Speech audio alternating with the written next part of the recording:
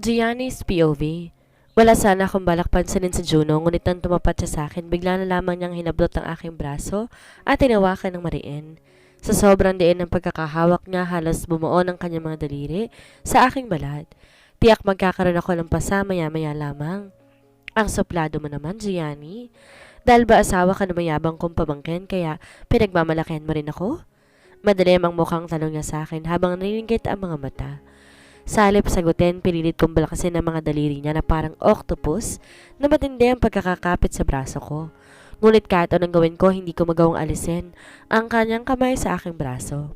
Lalaki siya, babae ako kaya natural lamang, mas malakas siya kaysa sa akin. Bitiwan mong braso ko. Mariing boses kong utos sa kanya.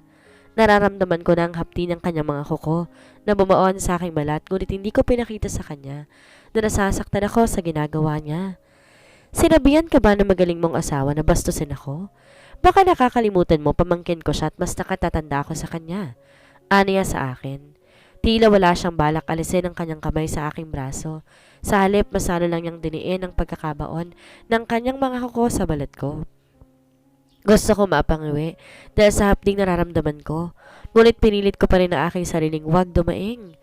Dapat maging matapang ako sa harapan niya para malaman niya na hindi na ako natatakot or nai-intimidate sa kanya kahit uncle pa siya ng asawa ko. Tama nga si Zion nang binalaan niya akong iwasan ko yung kanyang uncle na si Juno dahil mukha siyang masamang tao. Kung hindi lang siya uncle ni Zion, iisipin ko na isa siyang pinuno ng isang gang. Ganon kasi itsura at dating niya sa akin.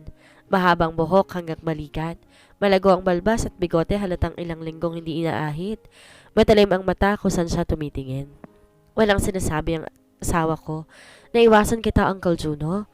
Hindi kita binati dahil hindi naman tayo close sa isa't isa. Obvious naman hindi rin kayo close sa Zion. Matapang na sagot ko sa kanya. Lalong dumilim ang mukha niya nang marinig ang aking sinabi. Oh really? Come with me. Let's talk inside my car. Sabi niya sa akin. At bago pa ako makatangga sa kanya, mabilis niyang hinilang aking braso palabas ng ospital. Hindi ako sasama sa'yo. Bitiwan mo ko. Mariin ngunit mahinang boses ang sabi ko sa kanya. Ayoko makalika ng gulo at makakuha ng atensyon. Kilalang pamilyang pinagmulan ni Zion kaya nakaagaw ako ng atensyon baka pagpistahan kami ng mga tao. Pinilit ko na lang alisin ang kanyang kamay. Pero tila bakal ang kanyang kamay kaya hindi ko na tumaalis sa aking braso. Nakaramdam ako ng panic. Hindi ko alam kung ano maaari niyang gawin sa akin kapag magtagumpay siyang maisama ko sa loob ng kanyang kotse. Pero isang matipuno at malakas na braso ang biglang humila sa akin palayo kay Uncle Juno. Di niya siguro inaasahan na malakas sa persa ng taang humila sa akin kaya nabitawan niya ako. Magkasabay kaming lumingon sa taang malakas ang loob na maging hero ng isang damsel in distress na kagaya ko. At biglang tumalon ang aking puso na makita ko ang taong aking tagapagligtas. Siya ay walang iba kundi ang aking gwapong asawa. Narinig mo ba ang sinabi ng asawa ko, Uncle Juno? Ayaw niyang sumama sa'yo kaya bakit ba siya pinipilit sumama? Saan mo ba siya dadalhin at anong balak mo sa kanya? Naniningkit ang mga matang tanong na Zion sa kanyang uncle na biglang nagtagis ang mga bagang nang makita si Zion. Mag-uusap lang naman kami ni Gianni sa kotse ko. May masama ba ron, Zion? Palabang sagot ni Uncle Juno. Ang kanyang mga tingin tila laling naging makapanib.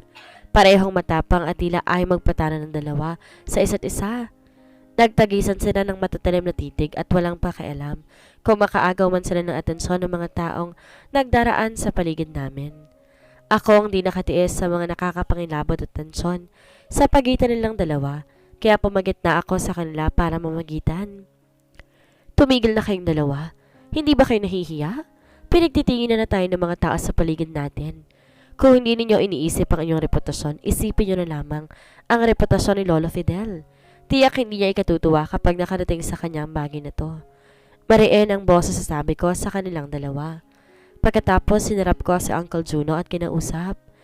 Hindi masamang mag-usap tayo, Uncle Juno. Ngunit hindi katulad nito pinipilit mo akong sumama sa'yo. Tsaka wala tayong dapat pag-usapan kaya bakit tayo mag-uusap? Bakit di mo na lang ituloy ang pagdalo mo kay Lolo? Dahil siya naman nasadya mo sa pagparito sa ospital, hindi ba? Di ako sinagot ni Uncle Juno sa halip. Si Zion ang kinausap niya. Tandaan mo, Zion. Balang araw makukuha ko sa mga kamay mo ang kumpanya ng dad ko. Banta niya pagkatapos saglit akong tinapunan ng matalim na sulyap. Bago kami talikuran at maglakad papunta na silid ni Lolo. Are you okay? Agad na tanong ni Zion sa akin pagkatalikod ng kanyang uncle. Parang hinaplos ng malamig na kamay ang aking puso na makita kong pag-aalala na nakalarawan sa kanyang mukha. Ito ang unang beses na nakita ko siyang nagkaroon ng ibang ekspresyon sa mukha maliban sa galit, madilim na mukha at syempre, ang pagiging poker face sa paborito yata niyang ekspresyon. Okay lang ako. Hindi naman ako nasaktan eh. Sagot ko sa kanya. Bahaga akong tinago sa tagiliran ko aking braso na hinawakan na mahigpit ni Uncle Juno. Ngunit napansin niyang ginawa ko kaya hinila niya ang kanang braso ko at sinuri. Dumilim ang mukha niya at gumalaw ang kanyang Adam's apple. Tila ba pinipigilan niya ang pag-alpas ng galit na kanyang nararamdaman nang makita niyang nangingitim kong balat. May mga kulay pula pang marka na akala ko'y pasalang din. Yun pala, dugo. Nasugat pa lang balat ko dahil sa pagbaon ng kuko ni Uncle Juno sa manipis at malambot kong balat. Bigla yung pinasal ni Zion kaya't napaigtad ako. Aray! Ang sakit naman! Nakangawing daing ko sa kanya pagkatapos ay binigyan ko siya ng masamang tingin. Nakita na nga niyang may pasa at dugo, pinisil pa niya. Mukhang nananadya yatang lalaking to. Sipain ko kaya sa kanyang precious gem kung hindi siya masaktan. Ang sabi mo hindi ka nasaktan. Bakit ka dumadaing ngayon? Nakasimangot pang tanong niya sa akin. Inirapan ko siya at hindi na lamang ako nagsalita. Walang salitang hinawakan niya ako sa braso at hinila. Sa loob ng isang klinik kami nagtungo at isang napakagandang doktora ang nakangiting lumapit sa amin at kinausap si Zion. Bakit ka nandito, Zion? Magpapacheck up ka ba sa akin? May nararamdaman ka bang sakit sa katawan mo? Magkasunod na tanong ng babae na tila ba may bahid ng pag-aalala ang tinig. Kilala niya si Zion na tila ba malapit sila sa isa't isa kung siya'y magsalita. Nandito ako para magpagamot but not me. Instead, this lady beside me. Pakigamot ng sugat niya at baka maimpeksyon. Sagot ni Zion sa babae. Lihim ako natuwa na makita kong civil ang pakikipag-usap niya sa babae. Hindi yun nagpapakita na close silang dalawa. Hindi ko alam kung bakit natuwa ako sa aking nakita, pero hindi ko yun binigyan ng atensyon para analisahin ang dahilan kung ba't ako nakaramdam ng tuwa. Nang marinig naman ng babae ang sinabi ni Zion, saka pa lang niya ako tinapunan ng tingin. Tila ba ngayon lang niya ako napansin? Who is she? Pasimpleng tanong ng doktor habang sinusuri ang aking pasa at sugat. Di nakaligtas sa akin ng bahagyang pagtaas ng kanyang kilay. At saka hindi ko rin nagustuhan na si Zion pang tinanong niya kung sino ko. Gayong maaari namang akong kausapin niya. Tanongin ang pangalan ko dahil magkaharap kaming dalawa. Hindi ko tuloy napigilan ang aking pagiging maldita paminsan-minsan. Dok, nandito lang po ako sa harapan mo. Ako na lang po ang tanungin mo kung sino ako. I am Gianni Harrington, Zion's wife. Nakangiting kausap ko sa kanya. Mabilis naglaho ang ngiti sa labi ng doktor nang marinig ang sinabi. Zion's wife? Bahagya pang nautal na tanong niya sa akin. Yes, I am... Ouch! Konting ingat naman, Dok. Nalaman mo lang asawa ko ni Zion, gusto mo na agad akong saktan? Hindi ko alam kung sinadya ba niya o hindi pero bigla niyang naidiin ng mariin ang bulak na may gamot sa aking sugat. I'm sorry, Mrs. Harrington. Hindi ko sinasadya. Mabilis niyang paumanhin sa akin pagkatapos ay hinarap si Zion para humingi din tawad sa kanya. I am sorry talaga, Zion. Hindi ko talaga sinasadya. It's okay, Trina. Nag-iinarte lang tong asawa ko. Mabilis sa sagot ni Zion pagkatapos ay tinapunan ako na nagbababalang tingin. Hindi ako nag-iinarte, okay? Nasaktan talaga ako dahil diniin niya ang bulak sa sugat ko. Pagtatanggol ko sa aking sarili. Shut up. We will talk later. Sabi niya sa akin. Nainis ako dahil mas kinakampihan at pananiniwalaan niyang doktor kaysa sa akin. Tatanggapin ko naman na sorry ng doktor at di gagawing big deal. Dahil baka nga, hindi niya talaga sinasadya ang nangyari. Ngunit nang marinig kong sinabi ni Zion, biglang uminit ang aking ulo. Sa inis ko, walang paalam na basta na lamang akong lumabas sa klinik ng doktor. Mabilis akong hinabol ni Zion, ngunit tumakbo ako, kaya hindi niya ako inabutan.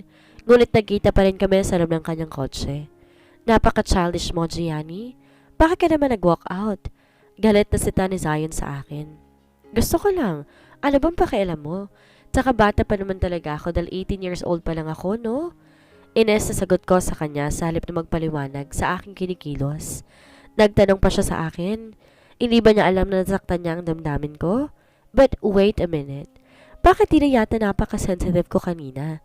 Ano ba ang nangyari sa akin? Girlfriend mo ang doktor na yon. Kaya ka nagagalit sa akin, Zion? Huwag kang mag-alala dahil sasabihin ko sa kanya. Hindi naman talaga tayo totoong mag-asawa. Na nagpapanggap lang tayo mag-asawa sa harap ng lolo mo.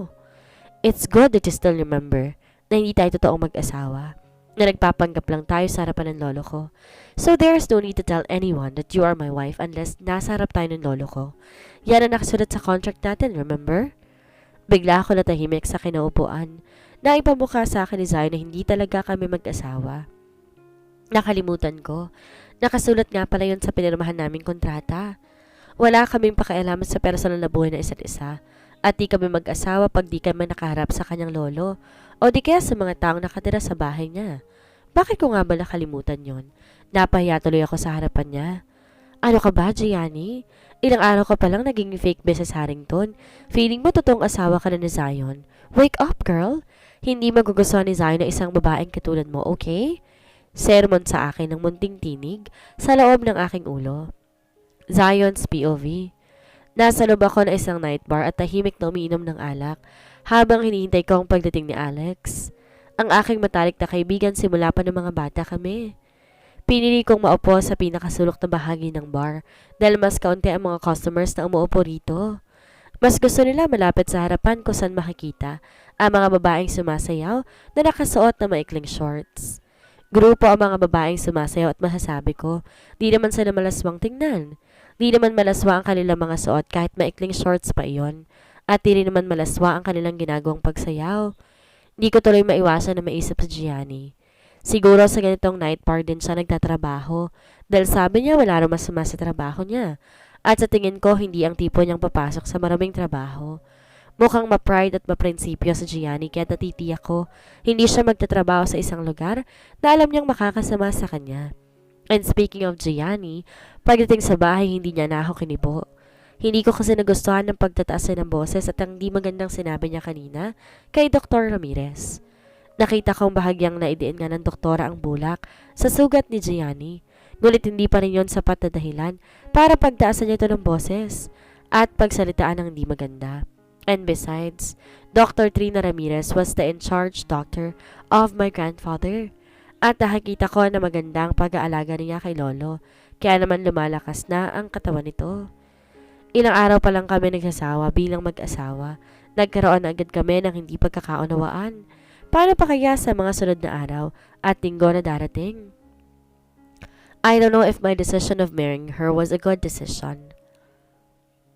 Hindi ko tuloy napigilan ang paghugot ng malalim na buntong hininga sa pag-iisip ng bagay tungkol sa bagay na yon. Ang lalim naman nun, Zion. Baka may problema ang newlywed kong kaibigan. Paranokso ni Alex na bigla na lang tinapik ang aking balikat. Sa lalim ng iniisip ko, hindi ko na namalayan pa ang kanyang pagdating at paglapit sa akin. Tinapunan ko siya na masamang tingin dahil kanina pa ako nandito, pero ngayon lamang siya dumating.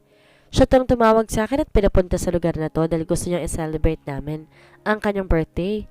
Tapos pagdating ko, malalaman ko wala pa pala siya dahil kasama niya isa sa kanyang mga flings. My best friend Alex is a notorious womanizer.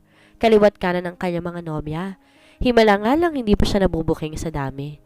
Kung hindi ko lang siya kaibigan simula pagkabata, hindi ko na siya kinausap pa, lalo na kapag pinilit niyang ipasa sa akin na isa sa kanyang mga nagiging flings kapag ayaw na niya sa kanila. Tingin niya kasi sa mga babae, libangan lang, pampalipas oras pag naiinip siya. Magkaiba kami dahil ako kung sinong babaeng unang magustuhan, siya magiging huling babae sa buhay ko. Idol ko kasi ang dad ko. Si mama ang unang girlfriend ni dad at siya rin naging panghuli hanggang nag-asawa silang dalawa. Sa susunod kapag tinawagan mo ako at pinapunta sa isang lugar, make sure naroon ka na para hindi ako mukhang tanga, naghihintay sa iyong mag-isa. Sermon ko sa kanya na maupo siya sa harapan ko. Yes, darling, it will not happen again. Nakangising pang-asar niya pa sa akin. Napailing siya habang natatawa kong binigyan ng talim na tingin at pinakita ko sa kanyang aking kamao. Para kasing girlfriend ko na pinaghintay ko ng matagal. Di ako nagkomento sa kanyang sinabi sa halip. Tinungga ko ang laman ng basong nasa harapan ko. Siya naman tumawag ng waiter para mag-order ng inumin. Tiyak may pinaiyak ka na naman ngayon bago ka nagpunta rito. Panghuhuli ko sa kanya. Araw-araw kasi siya nakikipaghiwalay sa isa sa kanyang mga nagiging girlfriend at araw-araw din siyang nagkakaroon ng girlfriend. Kung gaano siya kabilis makipaghiwalay sa babae, ganoon din siya kabilis makahanap ng kapalit. Mukhang hidden talent na niya ang bagay na yon. Of course, yes. Ang dami na nila kaya't dapat lang bawasan ko rin araw-araw. Nakangising sagot niya sa akin. Ingat ka lang dahil baka magkasakit ka niyan. Paalala ko pa sa kanya. Nakangising nilapag nito sa mesa ang 2 kondom na hindi pa nabubuksan. Don't worry, hindi ko nakakalimutan gumamit. Biglang nahinto sa pagsalita si Alex nang padabog na nilapag sa mesa ang menu ng babaeng waitress na siyang lumapit sa amin para kunin ang order ng kaibigan ko. Kakaiba talaga sa night bar na to.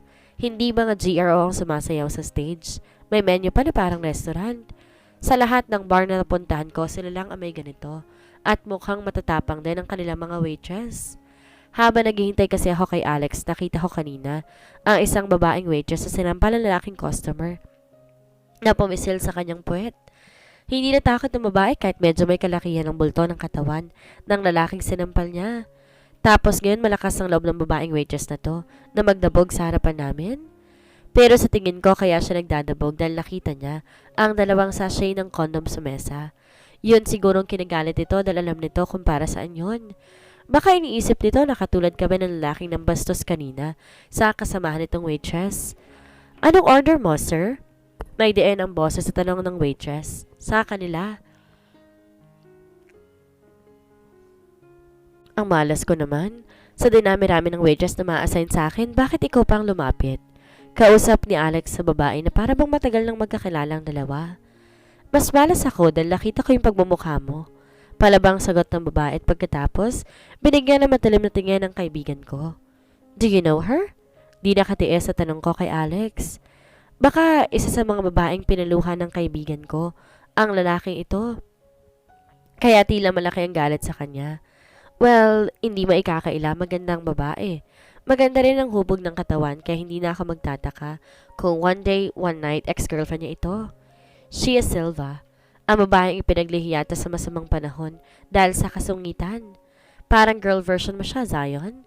Nakangiting sagot sa akin ni Alex na halatadong pareho kami ng waitress na kanyang inaasar. At ikaw naman isang playboy na kahit yata kambing na naglalakad sa kalsada, basta sinuotan ng palda ipapatulan mo. Pangi-insulto naman ng babae sa kaibigan ko. Lihim akong natawa dahil tila nakahanap ng katapat ang kaibigan ko dahil hindi lahat ng babae nahuhumaling sa kanya. At sinong gusto mong patulan ko? Ikaw? Baka naman kaya ka nagagalit dahil sa iba ko ginagamit ang condom na to at hindi sa'yo. Don't worry. Dahil kapag malasing ako habang umiinom ako sa bar na to, tiyak kong papatulan kita. Patuloy na pamabos ka ni Alex sa babae nang biglang namula sa galit na marinig ang sinabi nito. Umangat sa ere ang nakakuyom na kamao ng babae at akmang papatamaan ng suntok ang kaibigan ko. Ngunit biglang may babaeng lumapit at mabilis pinigilan si Silva sa nais itong gawin. Ngunit hindi ko inaasahan kung sinong babaeng yon. And the woman is no other than my naughty young wife. Gianni's POV. Pigilan mong sarili mo, Silva. Baka may sip-sip na katrabaho natin ang nakatingin sa iyo. Isusumbong ka sa manager namin na nakapanakit ka ng customer. Tiyak matatagal ka sa trabaho. Mahina ang boses na wika ko sa kaibigan at katrabaho ko na si Silva. Nakita ko palapit sa kay Sir Alex kaya naglakad naman ako papalapit sa kanya. Alam ko kasi na baka mapikon na naman siya kay Sir Alex kaya ako lumapit para pigilan siya at saka sampalin na naman siya ng lalaki. Ang regular customer namin si Alex Falcon ay isang playboy. Gabi-gabi pa iba-ibang babae ang dinadala niya sa night bar kung saan kami nagtatrabaho ni Silva. At kapag nagtungo siya sa bar, ay madalas si Silva ang waitress na nag-aasikaso sa kanya dahil eksaktong siyang walang ginagawa kapag dumarating ito. Madalas din biruin ni Sir Alex ang kaibigan ko na ikinagagalit naman ito. Galit siya kay Silva sa mga playboy dahil isa itong playboy ang ex-boyfriend nito na minahal din ito ng sobra. Actually, mabait si Sir Alex at malaki kong magbigay ng tip sa aming mga waitress at waiter na nag-aasikaso sa kanya.